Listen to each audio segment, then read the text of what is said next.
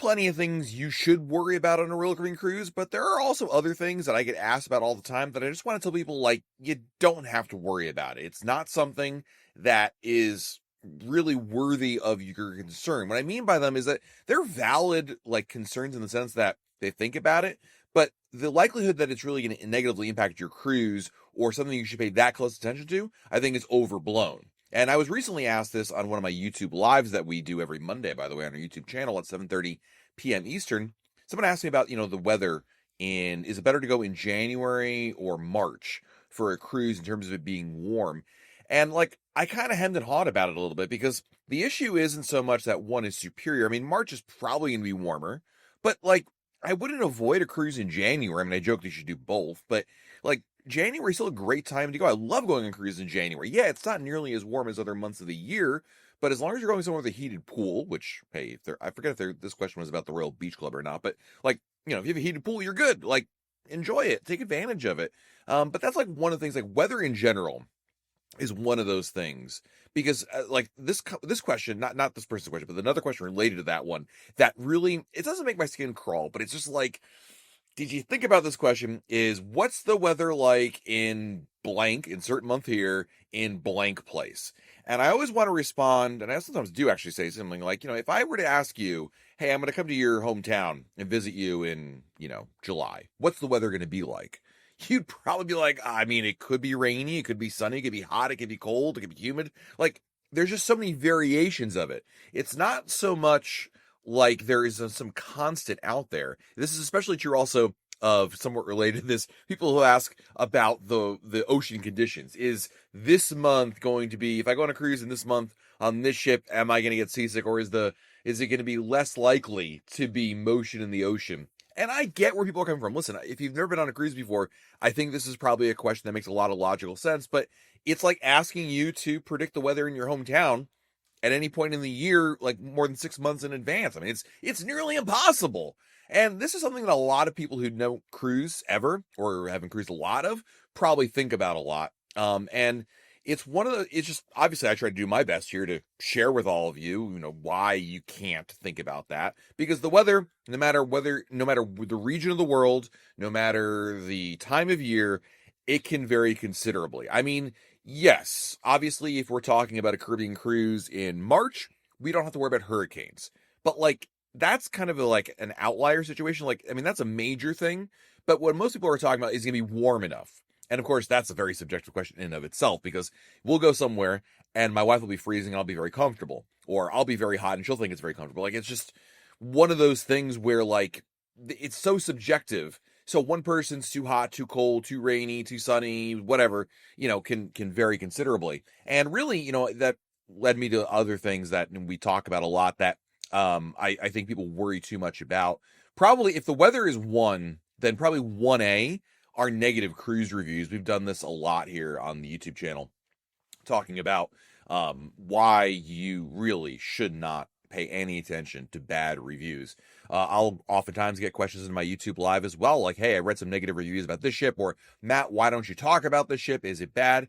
And, this is one of these things where like negative reviews are so subjective and so biased that I just feel like if you're going to read them, read them for entertainment value, but they're utterly useless. And I mean that. And I write reviews, by the way. And I would tell people, like, you should not make a decision based purely on what I'm telling you. I mean, I like to think I come at it at a more objective standpoint, but I mean, the problem is that people who are writing these reviews online, whether it's on Facebook, Cruise Critic, even, on Reddit, wherever, when people are writing these reviews, number one, they're not professional reviewers. And by the way, I'm not a professional reviewer by any means, but again, most people writing these things are not professional reviewers. In most cases, it's been my experience, they let a singular issue dominate their review, or they have a personal preference that they convey as being indicative of a problem for everybody. Classic example is, if they don't like the food at one place, or they don't like shellfish, and then don't, then rate the whole thing being poor. That's like, it kind of rains on the rest of their review. And the best way I can illustrate this is if you ever Google a negative review of something you love, whether it's your favorite film or restaurant, or just a historical site you've been to. And this works best if you can find something you really love, like your favorite restaurant, your favorite film. Find negative reviews and you look at it and you're like, do these people do they watch the same movie as me? Do they go to the same place as me? It's crazy, right? And in some cases, it's just bad luck also. Some people are reasonably objective, but they have bad luck. Bad things happen to them, and it's kind of a fluke situation. And but if you read a review of something you know is good, right, you'll probably roll your eyes at the complaint. You'll be like, this person doesn't know what they're talking about. And cruising is no different than that. Not to mention the fact that cruising is so personalized. Like when we talk about, oh, Matt, should I go on this ship? I read negative reviews about such and such of the seas. Again, you can go on any ship in the fleet and have a terrible experience. Or rather, let me put it this way. You can go on any ship in the fleet and sit in your room the entire time and never do anything. You can go on a ship and be the life of the party. You can eat at only the main dining room. You can eat at only specialty restaurants. It's so subjective. So what one person does on a cruise doesn't necessarily mean that's going to be your experience as well. And so negative reviews and weather are so subjective. And so things that can vary considerably from week to week and person to person that I just don't think it's a basis for booking a cruise in general. Like I wouldn't use the weather or trying to predict the weather 6 months in advance as to, when you should book a cruise. And by the same token, also picking a ship, like that's not the reason to do it. I do think though, when you're looking at, first of all, for the weather, I wouldn't even think twice about it. I mean, it's a roll of the dice no matter where you go, no matter what you do. For the cruise ship, read reviews. I mean, if you want to find a common theme, like, a lot of people complain on Harmony of the Seas and in the Solarium, there is no pool, which is a fair judgment. Well, I don't know what the word is. Review. Point of that ship. Great. If you're like Matt, I need a pool in the Solarium. Okay, then Harmony of the Seas is not for you in that situation. Other people might be saying, okay, I mean, I would prefer a pool, but I really don't care, or I don't spend any time in the Solarium because I got kids, or I don't care for that. Like, that kind of thing. Like, if you can find a singular thing that is more objective or across a number of reviews, cool. But like so and so who posted they hated their visit there because, I don't know what. That I wouldn't really give that much thought, quite frankly. Something else that really I think people put a lot more value on than needs to be is certainly dress code, and this is definitely the case with new cruisers. They read that cruise ships have dress codes, which is technically true, and so they imagine they don't want to be ostracized, they don't want to be kicked out of somewhere, they don't want to get in trouble, and they don't want to be the odd man look out, right? The reality is, and if you've been on many cruises, dress codes and theme nights are recommendations. They're not enforced. I'm sure we've all seen people in the main dining room dressed that don't fit what the dress code is supposed to be and think, how the heck did they get in there, right? I'm not here, by the way, to turn this episode into a dress code debacle. But they're just not enforced. And they're recommendations. And certainly theme nights as well. It's interesting. We did if you guys remember a couple episodes ago, we were talking with Chris from Cruise Critic about how formal night has really fallen off as like a thing that a lot of people care about. But by the same token, theme nights have really risen in popularity. Like while you won't see people wearing tuxedos anymore on a cruise ship, you will see a lot of people dressed up for, 70s night or the red party or white night, things like that. Clearly, these are popular choices for folks. Like they kind of like this idea. I think it kind of dovetails into really this idea of like matching and taking fun photos as families, right?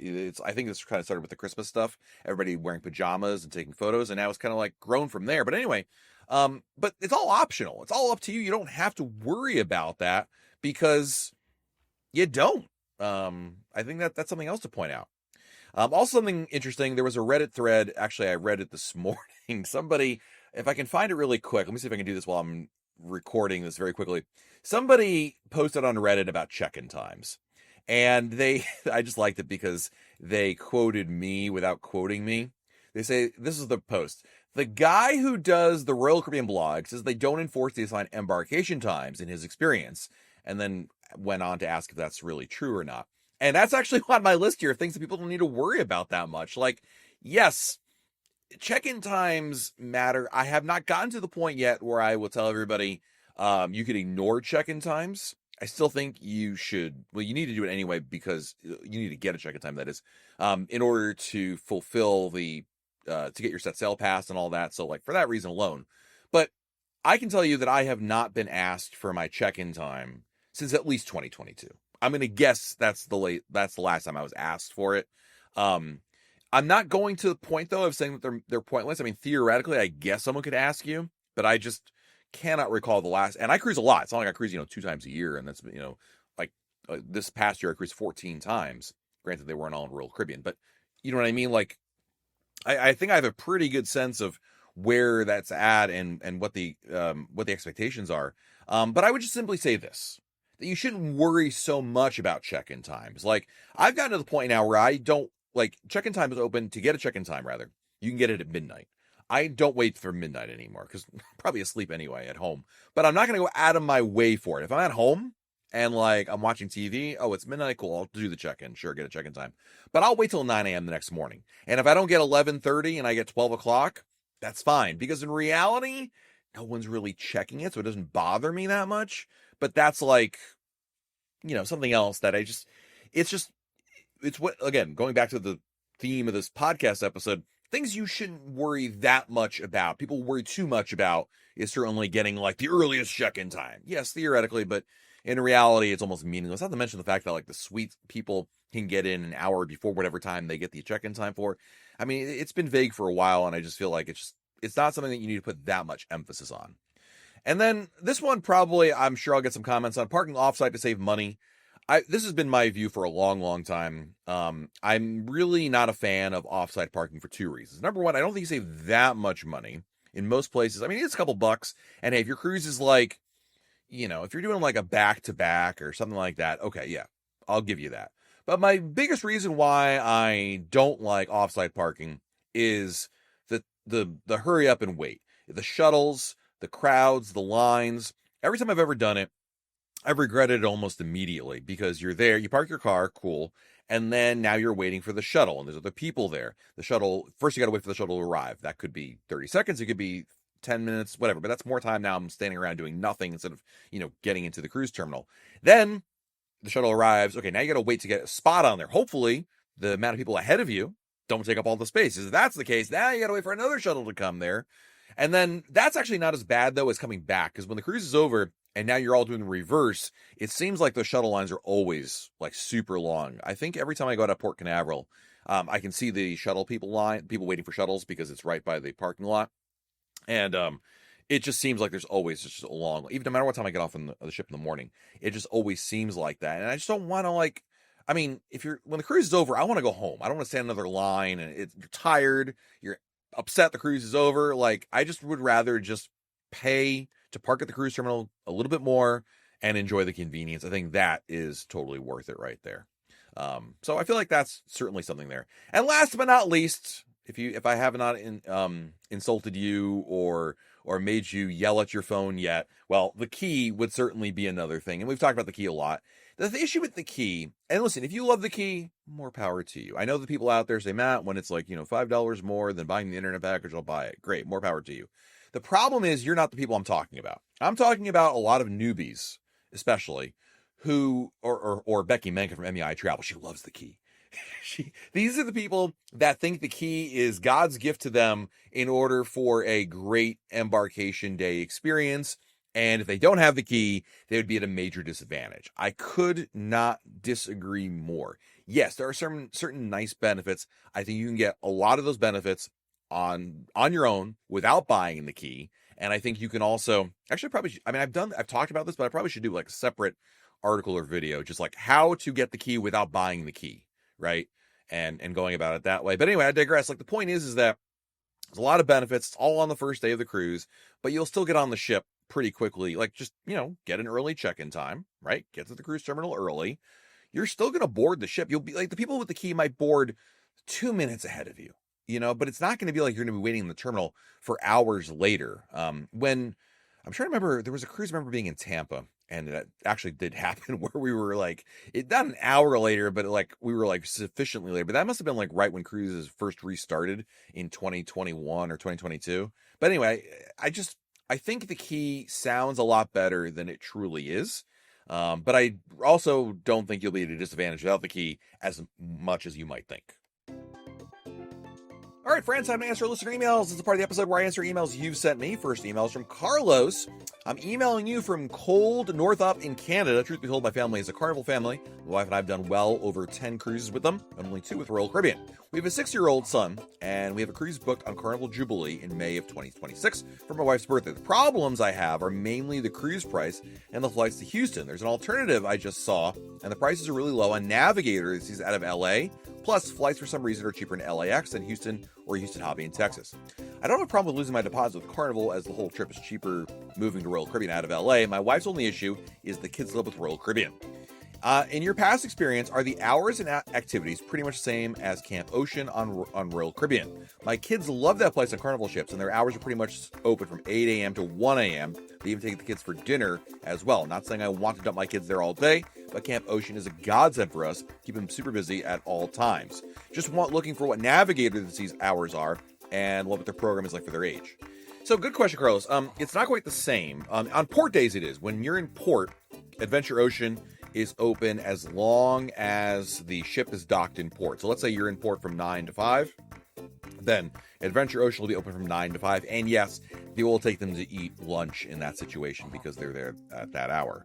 But on a sea day, it's not open all day. They do take breaks. Basically, the hours at Adventure Ocean on a sea day would be 9 a.m. to noon, I believe. And then 2 p.m. to 5 p.m. And then 7 p.m. to 10 p.m. for free. 10 p.m. to 1 or 2 a.m. for, is it $10 an hour? $7 an hour? $8 an hour? It's just, there's a nominal fee from 10 p.m. onwards. And they will not take they will not take the kids to dinner or lunch for that matter. That's why they do take breaks as well. Back in the day, pre-COVID, they had an option to take kids to dinner. They don't do that anymore. I don't know why they never brought it back, but it was not very well known, I should say.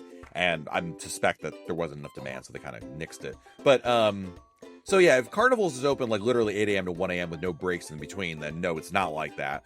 I do think there's enough of a break in there. I mean, there's not that much of a break. You've got basically 12 to 2 and then 5 to 7. And then, it's basically the same. Then, like you said, you still have, basically it allows you to have a meal together and then back out there. So I don't know, Carlos, if that helps you or not, but I hope you'll consider the Navigator of the Seas cruise. Sounds like an awesome time. Our next email is from Johnny from Orlando, Florida. Hey, Matt, love your content and YouTube channel. I have a comment to share about the Pesky Parrot Bar. Do you know how often the dollar bills are taken down to make space for new ones? On a recent Utopia sale, I searched for a bill I had contributed 8 months ago and discovered it was removed. I thought they would last at least a year. Part of what makes contributing $1 to this bar special is finding it in your handwritten message on a future sailing. Any guesses on what Royal Caribbean does with the money they collect from Pesky Parrot sealing? I have no idea. That's a great question. I never even thought about that. I mean, I could speculate, right? I mean, one idea is, and this goes back to, number one, the crew members who work behind the bar, they pool their tips. If you ever give them a cash tip, you'll see them probably stuff it in a box or like an empty bottle of something that they pool later on. I'm also aware that, generally speaking, on a ship, there is a crew fund. So some of your gratuities go towards the crew fund. The crew fund is for like special events, crew parties, giveaways. It's like it's like an incentive for the crew members to, during the course of their contracts, that the ship holds special events and things for them that go beyond simply what they, just go to a crew bar or whatnot. Now, I have no idea where the dollars go on. If you're unfamiliar with Pesky Parrot, I should have backtracked this for a second. Pesky Parrot is a new bar on Utopia of the Seas. It replaced the Bionic Bar concept, and it's kind of like Tiki Bar. And on the ceiling, there are dollar bills that guests have left there. And as Johnny said, people write notes on it and decorate them and whatnot. So I wasn't aware of that. That's a great question. I mean, I'm not sure what the answer is on that. Maybe somebody knows, but or they just simply periodically make room for new ones, and the bartenders that are there take them down and distribute it among themselves, and that's as simple as that. It's got to be one of those things I mentioned, but I just don't know which one, quite frankly. So, thanks for the email. Next email is from Scott Loans, hope I said that right, from Canada. Long listener to the podcast, your advice on all things Royal Caribbean cruising has been very well received. My family and I are booked on a reposition cruise on Anthem of the Seas in May of 2026 from Honolulu to Vancouver. Do you have any podcasts dedicated to what to expect on a repo cruise? I don't have no. Basically what you're talking about is just a open jaw sailing cruise that begins in one port, ends in another one. It's really transatlantics are really what you're talking about. Same base, and we've done Trans-Pacifics as well. I don't have podcasts about it, I don't think, but I do have articles about it at RoyalCaribbeanBlog.com. Basically, Scott, if you search for articles there about transatlantics, you'll find a lot of information. Not to mention, I would also lead you towards our message boards at RoyalCaribbeanBlog.com, in which I'm sure there are many threads about that exact topic. And then also, what additional shows, events on board does Royal Caribbean offer on these types of cruises, given we'll have 5 days or so at sea? The most notable event you'll find is progressive trivia. So on a regular cruise, Scott, you have regular trivia. It's like, it's general trivia, it's music trivia, whatever. Progressive trivia is different, and they only hold them on longer sailings, especially like yours, repositioning cruises. In those situations, they actually have, basically you go to like trivia event 1, right? And you get whatever your score is. Then trivia event 2, the next day or whenever, they add that to your trivia day 1 score. And it becomes very competitive. This is a very, a big event. Now, that's one example. A lot of people often just talk about the fact you're going to nap a lot, which is inevitable. That comes with it. Also, weather dependent, how good the weather is, whether you're outside or not. But I would definitely lead you, Scott, towards some of those articles we've written. We've actually interviewed a number of folks who have done transatlantics and trans-Pacifics, and it's what's great about it is because you're on that ship for so long, you get to know the crew members really well, and also your other fellow not crew members, but guests on board, because you're just kind of combined. Eventually, you're going to run into the same people a lot, especially if you go to the same bars and whatnot. It becomes it's more communal, I think, than certainly a shorter cruise. Next email is from Nicole Camacho. Hey, Matt, going on 2 cruises next year. One of them on Wonder of the Seas for a short 3-night cruise to celebrate my brother-in-law's 40th. Question is the drink package combo with Hideaway Beach in Coco Cay and the Beach Club in Nassau worth it for 8 37 to 45-year-olds celebrating a weekend away? It comes to about $895 per couple. Thanks for everything you do. I enjoy your podcast and your videos. Hope to work in this industry someday. Nicole, thanks for the email. So, listen, $895, divided by 2 because it's per couple, right? So you're talking about $450 a pop there. And then 3-night cruise. When you're on a 3-night cruise, it is a whirlwind, right? And you're there to celebrate your brother-in-law's 40th, which is usually all the excuse you need to have a really good time or to look for that. The great thing about it is that combo deal is you're getting drink package, Hideaway Beach, and the Beach Club in Nassau. So every day of your cruise, you've got something going on, which is pretty cool.